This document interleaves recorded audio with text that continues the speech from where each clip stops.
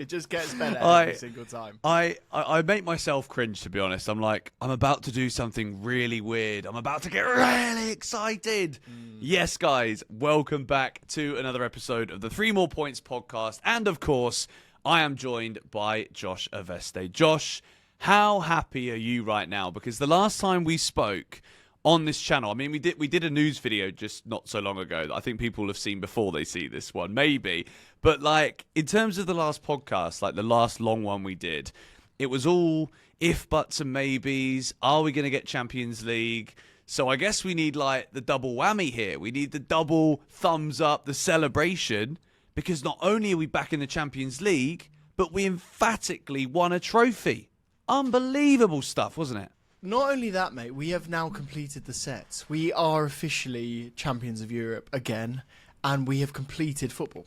I mean, ultimately, what the rationale might be is just now so to retire. It might just be to retire because we've just done it. You know, when you're on Football Manager, you complete a save and you've won the Champions League and you've done it like 3 times in a row, and you just go, do you know what? I can retire my manager right now. I'm done. I feel like we've got to that level with Chelsea. We're just too good. We actually were so good in that second half. And I want to break it down with you, really, because obviously when you win a trophy, I was thinking about this, right? Like, we got the top 4, which I would say, even still now, I would say that actually means more contextually. But then, actually, when you think about, like, looking back through history, right?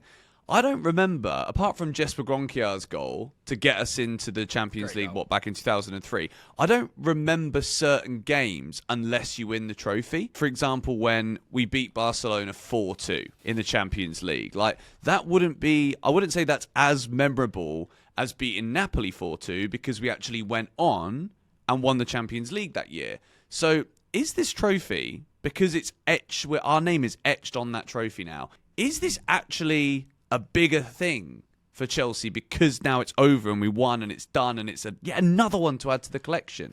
I think this is big. It's so funny, isn't it? Because like, you can rewrite the way you feel after games like this. I have to be honest with you.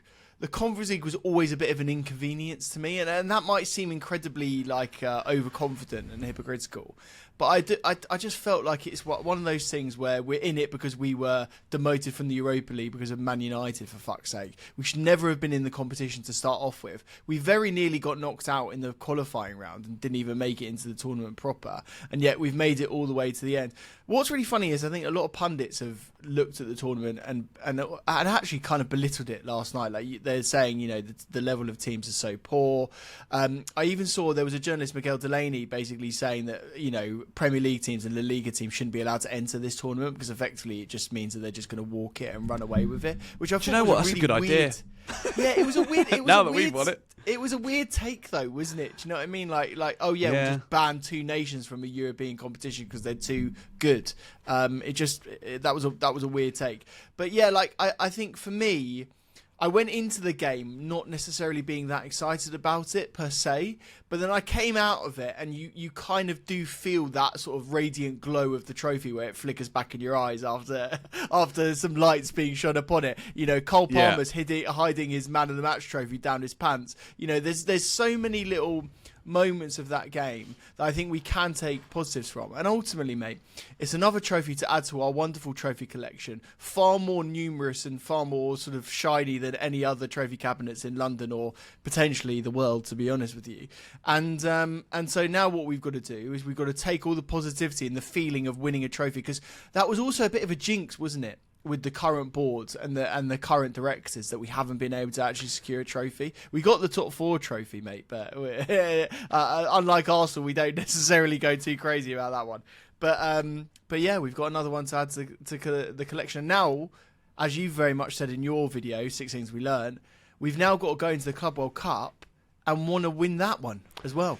I think that's what's kind of got me after the game. I think before the match, I was kind of, everyone's saying, "Oh, I'm so nervous," and people were chatting in the stream. I'm like, I don't really feel nervous for this because I was nervous before the Forest game, and I feel like that was kind of just such a big relief. You know, it's like when you arrive in Thailand and you get off the plane and you realise what's legal there and you have the first puff and you're like, this is a great place to live. Do you know what I mean? That is what winning that game on Sunday. I never thought you'd go that way. I mean, it makes, you know what I mean? You know what I mean, don't you? But like this game was kind of just like I did think we were going to win because Chelsea should beat Real Betis.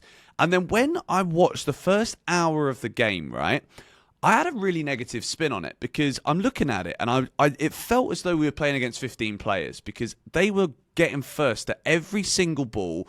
That you cut the cutaways to their fans. It was almost as if Chelsea fans didn't exist, which I thought was ridiculous from the film crew, by the way. So get better at that. But they're panning to all these Betis fans. They haven't won a European trophy before. And I'm like, this is going to be their day. They scored a great goal early on in the match. Chelsea was struggling to create opportunities. And then all of a sudden, Cole Palmer just remembered that he's a world-class footballer. And I really want to home in on this today with you because looking forward, obviously, after getting top 4, winning a trophy, there's a lot of optimism. I'm really excited now. The most excited I've been since, probably even at pre-season last season. I was excited then. And then, like, I watched us concede 4 against Celtic and I'm like, excuse me, like, what we doing here? But now, Cole Palmer and that turning it on in the last half an hour. Do you know where he turned it on, Josh? Go on the right wing, in the right midfield position. And Reece James was also on the pitch at the same time. I'm going to put their heat maps up on the screen here. So this is Cole Palmer and Reece James totally, completely and utterly locking down the right side of the pitch for Chelsea. Now, I don't need to see Cole Palmer line up on a graphic on Sky Sports on the right wing position, but I do want to see him operating in that area of the pitch because when he does, you can see what he actually brings to the table. And in his post-match interviews, he was kind of talking about the frustration that was happening until he decided to move to that part of the pitch. So whether or not it was tactical, I don't care. If it was tactical or Cole just being like, I'm him, I'm going over there and I'm doing this. Either way, it worked and it was absolutely magnificent. And for Chelsea to turn a game like this on its head, within 5 minutes to go from being 1-0 down to leading it 2-1, I think this is a coming-of-age moment for this squad. And I think when you look at the guy that's orchestrated this, yeah, we can talk about Caicedo, Cucurella, all of these players, immense. Enzo Fernandez, immense. But it was Cole Palmer who initiated all of this. And I think this is a huge moment for him, having come under so much scrutiny this season. But it was on that right wing, mate. He's got to be there. Yeah. Ultimately, I think what we need to do next season is invent a position called the inverted right winger, where we basically play the right winger on the graphic, on the Sky Sports graphic, as the number 10. And then Cole Palmer could be the number 10 that inverts the other way around. If we could just do that, if Enzo Maresca could just create that system out of his arse, that would be wonderful. This is the kind of stuff I think Maresca loves, mate. He's going to be calling you straight up, and he's going to want you behind him on the dugout. I know. Well, I did write a football thesis much like him, just said that football is like chess. I just copied him, really, to be honest with you. He is just a generational manager.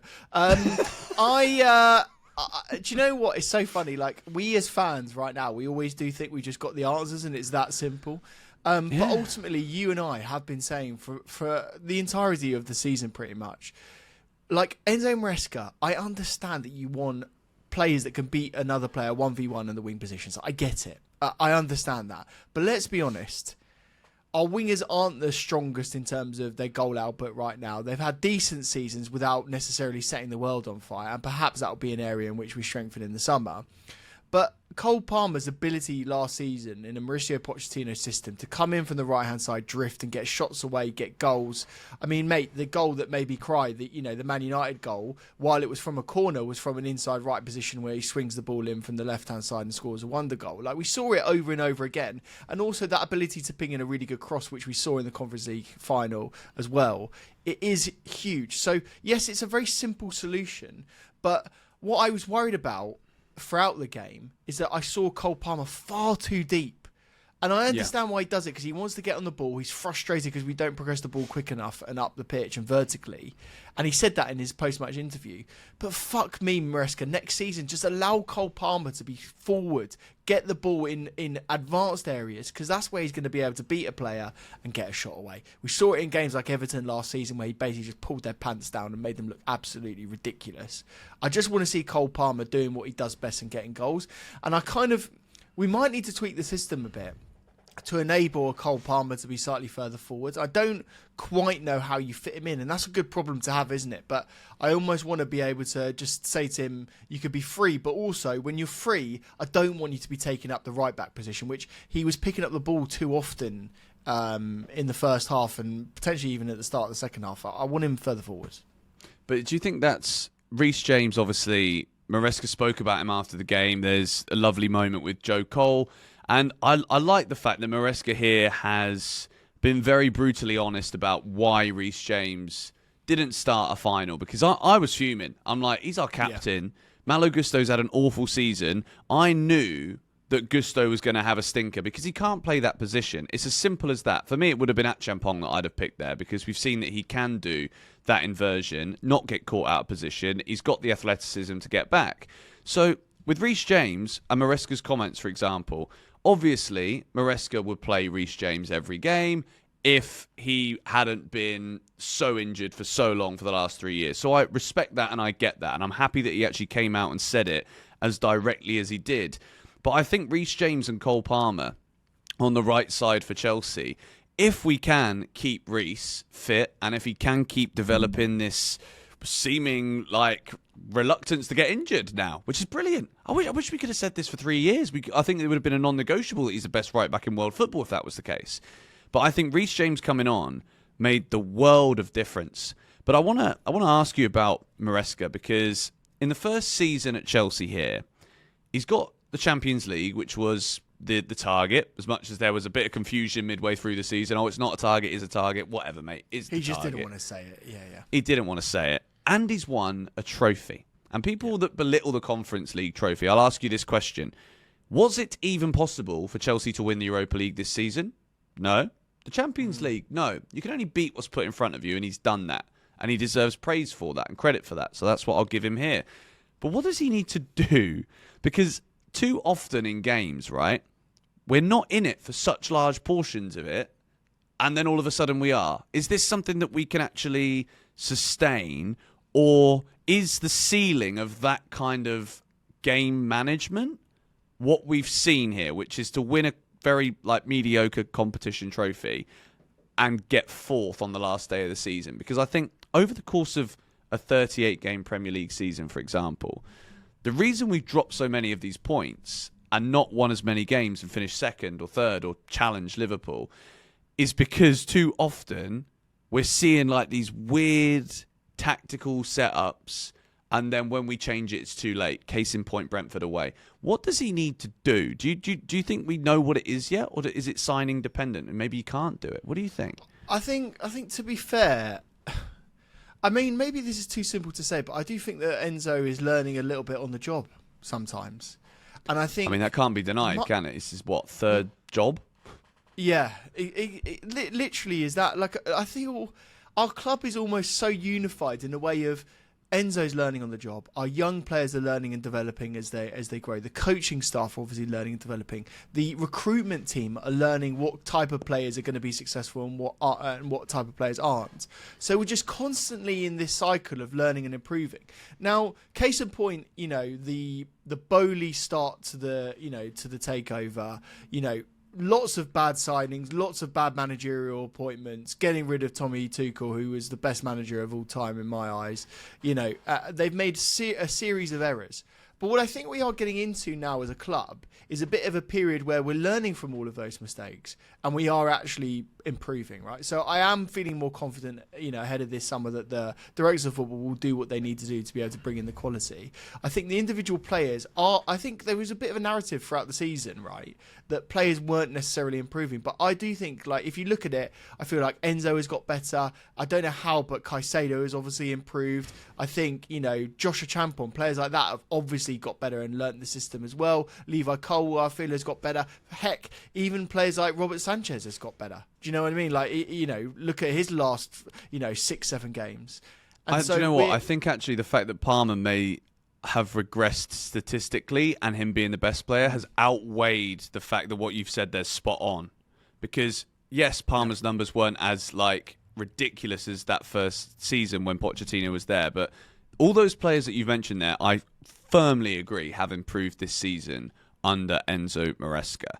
So I think that is a false narrative that he is making players regress. I think he's maybe made Palmer regress because he was completely free under Pochettino, and it was like, whoa, what have we got here then? 40 million? You should have had 400 for him, City. Thank you very much.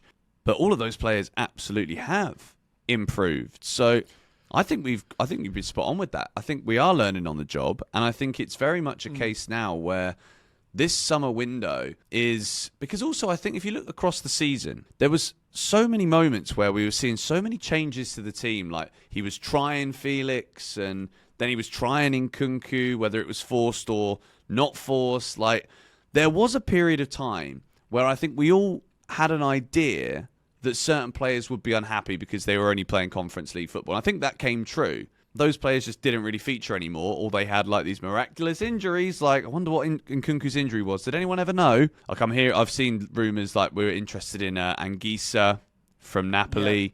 Yeah. I'm like, bro, just let Santos come in. You've already bought Isugo. Why do you want to add 3 more midfielders? We don't need that. I think it's people trying to get new contracts, George. I really do.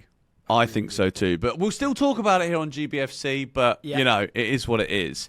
Yeah. But in terms of the platform that winning that trophy has set up, I don't know about you, but every time Chelsea win anything, be it a Carabao Cup, an FA Cup, Champions League, because we've got 2 of those, I love looking at social media. I love looking at the celebrations. And the players were out until flipping 4 or 5 in the morning. You got Moises Caicedo on Instagram Live at 4 a.m. in some grotty bar in Poland somewhere. I absolutely love it. And I think the one thing about this team, now that the season is over and we've ended it the way that we have, the togetherness, I think it's so important. I think the collective energy that is around the team right now is something that you can't bottle these things up and keep it forever, because you're only 2 losses away from upsetting people. And that's the standards we have at Chelsea. And I think rightly so. We need to keep those. We need to maintain those. But do you think that trophy actually is something that is going to galvanise this team, a bit like when Drogba, Lampard, Terry won that Carabao Cup under Mourinho? Do you think it could have that same impact? Do you know what's so weird is what it is significant for is that it breaks the curse that we can't win finals, right? So there's now a newfound belief in the players, and so I feel that has an immense value actually, and it gives us self-confidence both in the manager and the players to be able to push us on to the next level. I think that is the key significance of this title, right? But to be honest with you, now if you're talking about pushing on to the next level, really the key final was the Nottingham Forest game. Getting into the Champions League was the thing that was going to progress us. And the reason why we were so celebratory, and the reasons why that was such a momentous moment, and why Bowley and Egbali and Joe Shields and whoever were on the pitch, was because that was a huge moment for us, and we can now progress and get players in. Players want to stay. Cole Palmer isn't going to go anywhere now. And it's so weird because body language experts are going in, does he want to leave? He wasn't celebrating as much as the other people. It's fuck off. He's got a 9-year, he's got a 55-year fucking contract at the club. Do you know what I mean? So I think it's more the Champions League victory. But like I say, we've broken the duck now. We can go now into the Champions League and next season with a huge sense of self-belief, and also try and win the Club World Cup before that. If we can win the Club World Cup as well, fuck me, mate. We go into next season and we are feeling like we're title challengers. And why? And do you know what, mate? Why can we not be title challengers? I love this as well, right? I'm sure you've seen this. I'd love to get your perspective on it as well. I've seen people writing Chelsea off already and belittling our success and saying that we're going to be nowhere near Liverpool, we're going to be nowhere near Man City and Arsenal. And I fucking love being in that position, Because now everyone again doesn't believe in us. Everyone now doesn't think that we're good enough. Let's see what happens with the new signings, and then let's come back to our predictions next season, because I think we're going to prove a lot of people wrong. We might not win the thing, fair enough, but we're definitely in the title challenger bracket now. I think it's absolutely something where Chelsea always do best with our backs against the wall. When we are the underdogs, it's where we pull out and we deliver. What this team showed in the last 5 days, basically, is that they absolutely can dig deep, grind out, and when things aren't going well, I don't think they are immature. I think if there's one thing that I would say, and people are like, oh, Benson's flip-flopping again, I'm like, no. I didn't see in February, March time that we were a team that had maturity. I didn't see a team there that had answers to difficult questions. I didn't see a bunch of problem solvers. Now, I see that, and I've seen us win ugly some of these games, but then when I watch it, I'm like, God, this is a bit dull. And then I look at the record, I'm like, 8 wins from the last 9 games in all competitions.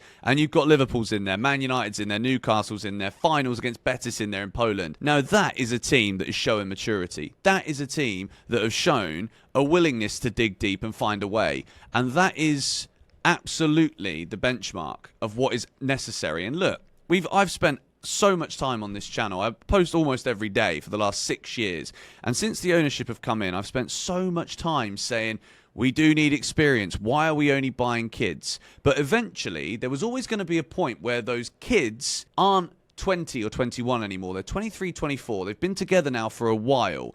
And I think now is the first time that I can actually sit here with any kind of like integrity behind my words and say, they are developing these players. And they are actually getting a tune out of them. And the fact that the celebrations at the end is so unified, I think absolutely is testament to that. And I think this summer now, in terms of shall we compete with Liverpool next summer, that's entirely on the board, isn't it? We've both spoken about this. I've waxed lyrical about it here on this channel, that the signings this summer, yeah, they are definitive to what happens next season, because we're competing with an Arsenal that are like, right, okay, we've faffed around and fannied around for too long now.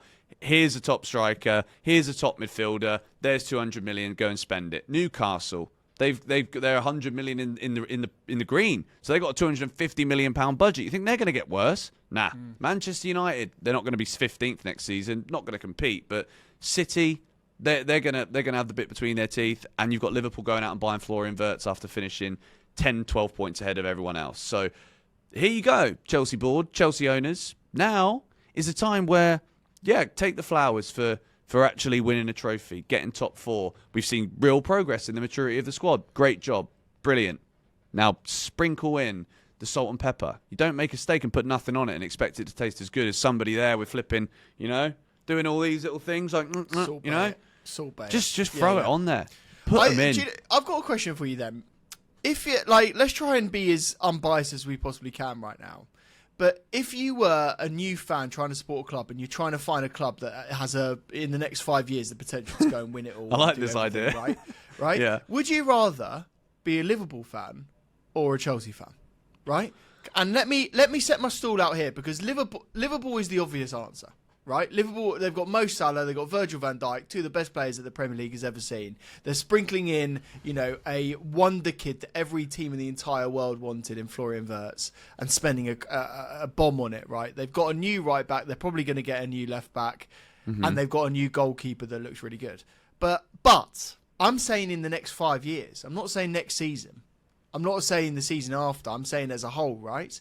I'm looking at the Chelsea squad right now, and I'm saying we've got some of the best young players, not in Europe, in the entire fucking world.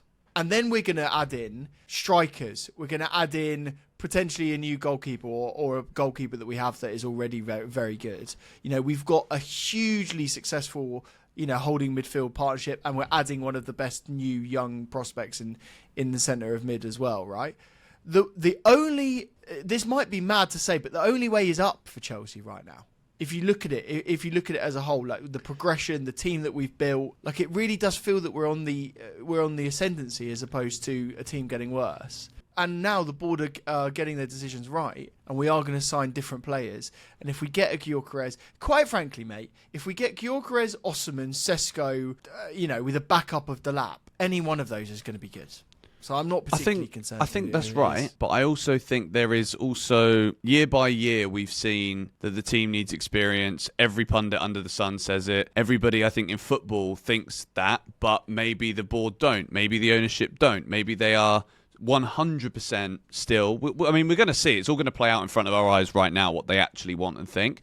But my argument with that is, yes, I think all of these players are on the rise. They're improving. I think we've already debunked this theory that Maresca's making players regress. I think that's completely wrong.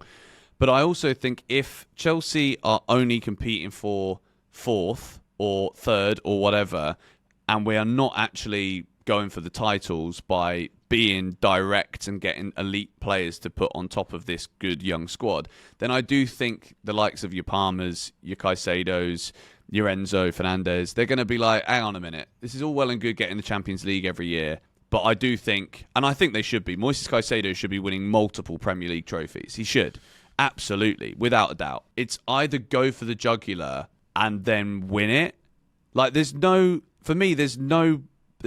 positive as a Chelsea fan in my head of just getting top four every year and, you know, maybe going far we didn't even go far in domestic cups this year. For me, we got to be challenging for the Premier League and the Champions League with the amount that we've spent and the history of our football club. You know, Manchester United, if you look at the issues that they're in right now and having lost a manager who'd been there for 20 years, like, obviously at Manchester United, there was going to be an incredible downfall. But the ownership came in from Roman Abramovich, who was the greatest owner in football history, in my opinion. Like, unfathomably, undeniably. And they did spend loads of money, these guys.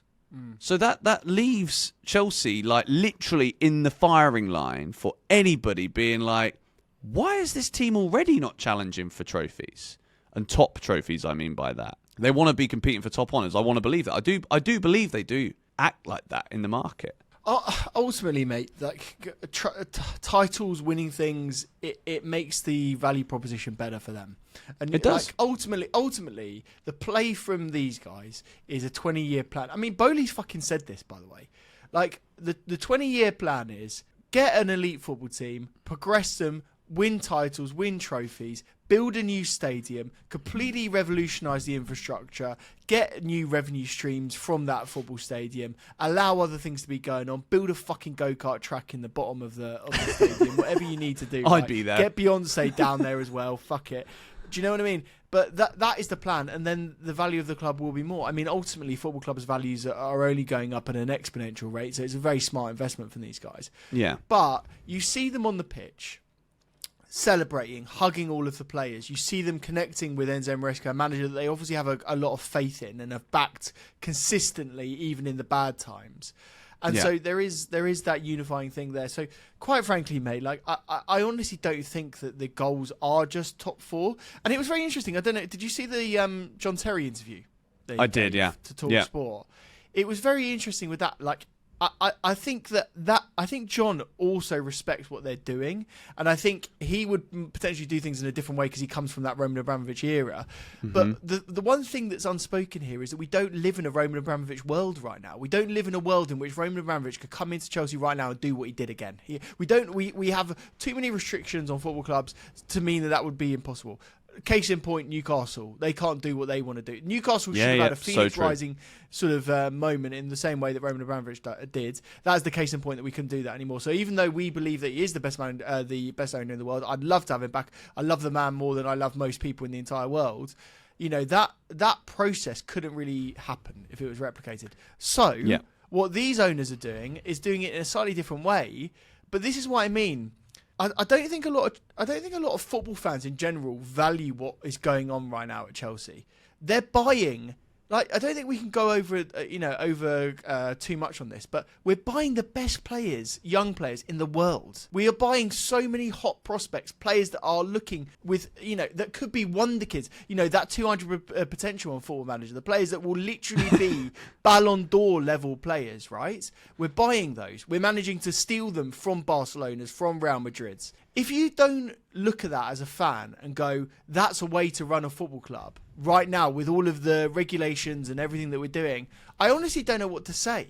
I honestly don't know what to do anymore. This is what I mean about, if I was a Chelsea fan, if you lined up Premier League football fans right now, Arsenal, Liverpool, Man City, and you say to them, how are you feeling about the future of your club? Where do you see yourself in 5 years? A Man City fan might see themselves in the fucking Championship. Arsenal see themselves in another cycle where they're not winning consistently and potentially have to sack a manager that has been really good for them and then potentially getting worse.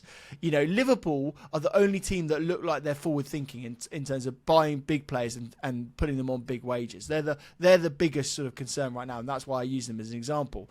Everyone else right now would love to be in a position of Chelsea. So this is what I mean. I feel that there's so much positivity. Yeah.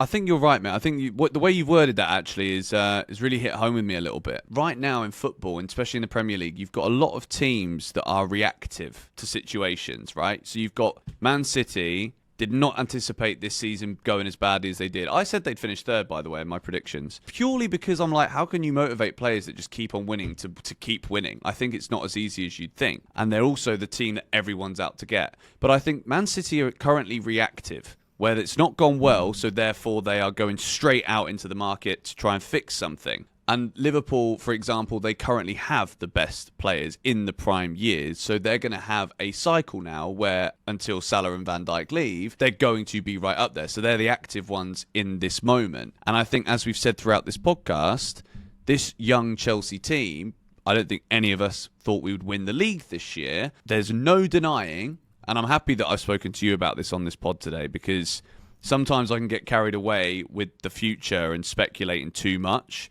and thinking that we might not be spending the right way or we might not be doing enough business in the right areas, but we are absolutely going in the right direction. Well, listen to this, right? Listen to this.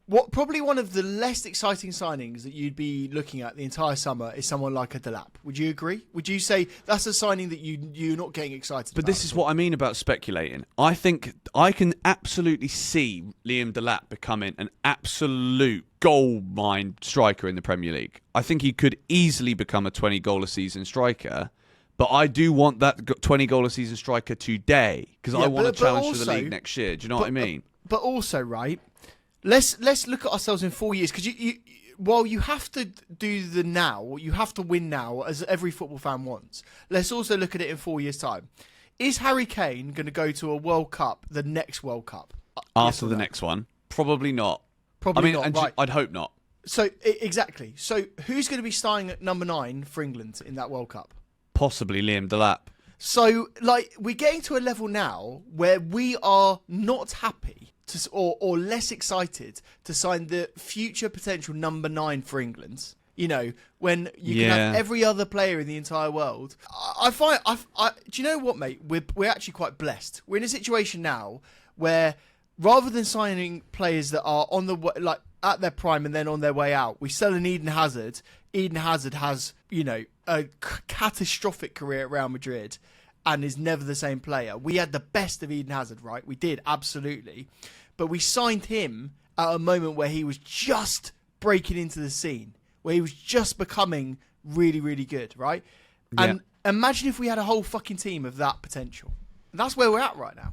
I mean, when you say it now, you can probably tell by looking at me on the screen. I'm kind of playing this over in my head, and I'm struggling to disagree, which has probably been the first time in probably a year that I've actually been like, you know what? Yeah, maybe. And I think it is purely address that spine now and make sure, because throughout the team, like Mark Cucurella, John Terry said it, if he could have 11 Cucurellas, he would. And I absolutely back that. What a professional. What an amazing defender he is. Reece James, absolutely outstanding. Cole Palmer, sensational footballer. Generational talent, really. We now have a £200 million midfield, and I want to talk about these guys a little bit if we've got the time. Wow. The numbers from Enzo Fernandez this season have been great. Yes, there's still a few problems with his game, but Moises Caicedo, I think, is a flawless, world-class, elite-level footballer. Maybe the best defensive midfielder in the world. So yeah, you're right. We've got these players already at our club, and they are only getting better. But this is another thing, mate. When we signed those players, people said they're too young, we don't know if they're going to be good enough, and they're too expensive, right? That's what everyone said, right? So we're now looking at players where we haven't spent as much money, and they have the potential of these guys. And look what they've been able to achieve. How long has Enzo been here? 2.5 years now. Caicedo has been here for 2 years now. I mean, those boys are only going to get better. You know, we're hearing Real Madrid want to spend 150 million fucking euros to buy Enzo Fernandez, right? That's the level. These are the levels that we're at right now. So why are we not giving these guys a bit more faith to be able to get these young players in, use the scouting that we've used, use the money ball tactics, and actually try to get players at their elite level? We put them on 9-year contracts, so if they're going to be sold, they need to be sold at a really serious level, huge transfer fee, which then benefits the football club. I have to say, we do need to give praise for those two boys in particular. I totally agree. Moises Caicedo, again, the fact that he isn't in the Premier League team of the season of all of these so-called pundits just shows you that they don't actually watch the games anymore. They just go off vibes and they go off what other fan groups tell them are the best players. Caicedo has been better than Gravenberch. I don't care if they've won the league. Stop your bias going into it. Let's just say that, you know, the best players get into the team of the season. And Enzo Fernandez, you know, goals and assists this season, he's proven everyone wrong. And I think there'll be a lot of... I honestly do think there'll be so many other players that we sign or are coming through the system right now that will prove loads of people wrong. I think Joshua Champong will end up being the ultimate backup right back to Reece James, and I think he'll end up starting more games. Like, there's so many other examples of this where there will be young players right now that will be on the periphery of the squad that will end up proving so many wrong. That's let alone Andre Santos. That's let alone Esteval coming in. That's let alone Kendry Pies.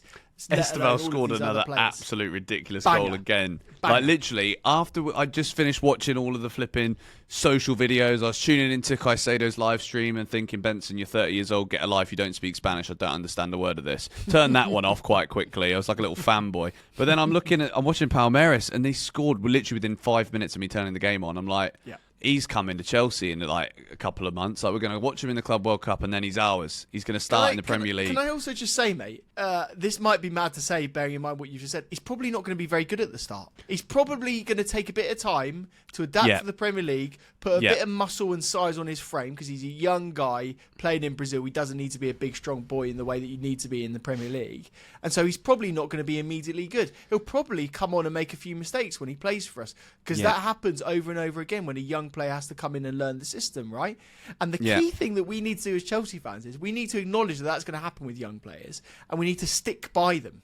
You know, we need to you know, support them, and we need to say, do you know what? We see the potential in you, and we want you to grow. And I think there are so many other examples of that. Look, mate, Diego Moreira thought he was a shit player. Watched him in the Carabao Cup, was there at Stamford Bridge. He played on the left-hand side, looked absolutely awful, gave the ball away over and over again. Look at what he's doing in Strasbourg. He's up there in the team of the season in Ligue 1. You know, like there's players that we've discarded that we feel aren't even good enough, that we've sold back to Strasbourg or gone elsewhere, that are going to tear it up in Europe. So there's something going right, mate. I'm telling you.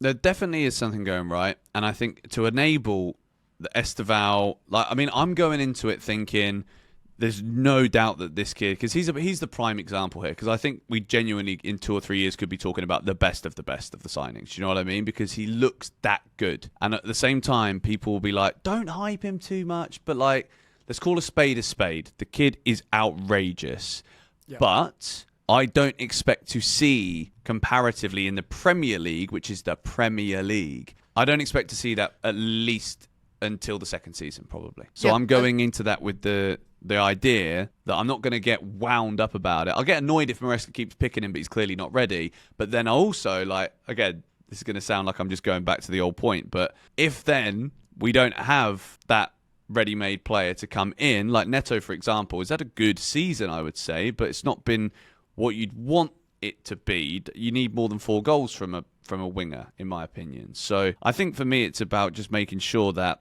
now we're back in the Champions League, we get enough Champions League level players that we can compete for it and push Liverpool to win the Premier League whilst continuing to let the youngsters grow. I think that's my final say. I totally agree. The only caveat to that, and we said it on the last show, is Kalidou Koulibaly, you know, Christopher Nkunku, you know, Raheem Sterling. Like, there's a few examples of this where we've tried to buy ready-made, experienced, high-wage, ready players, right? And it hasn't worked out. So what I would say is there's a balancing act between a model that gets immediate success or perceived immediate success, and there's a model which builds a consistent, you know, Champions League title challenging squad. And unfortunately to say, the second option, the buying young players and growing with them and building them up might be the way to go. It might just be. So we'll see. What happens. Might be. I'll say it might be. It might be. This has been a revolutionary moment, I think, based on the fact that the season has just finished and the way that I've been like up and down all season. I'm just going to say this now to camera. I just want what's best for Chelsea, and I think, having watched this team and followed them home away Europe before I moved abroad, like I've seen us win everything. And now we really have won everything this week. Again, we can say it again, and it's not a lie. It's not an exaggeration. It's not hyperbole. It's true. And I just want to keep that going. When I have kids, right, I want to watch them to see Chelsea lift Premier Leagues like I did when I was a kid. I want that. So if I'm, criticising things, it's purely because the standards I set for this club are the peak, the pinnacle, the top. And I don't want to settle for anything else. But right now, trophy, top 4, that's progress. We'll leave it there. We'll keep it at that. Josh, mate, pleasure. I think this has been by far my favourite episode that we've done. I am absolutely delighted with it. You can check out Josh's links in the description, his personal channel, and also the Joey and Josh channel, the best true crime podcast on the internet. It's new, it's delightful, and if you become a member of his channel, you get early access to stuff. It's lovely. And I've learnt things there. So it's an educational place too. So thank you for joining me, mate. Check the links down below. See you lot tomorrow.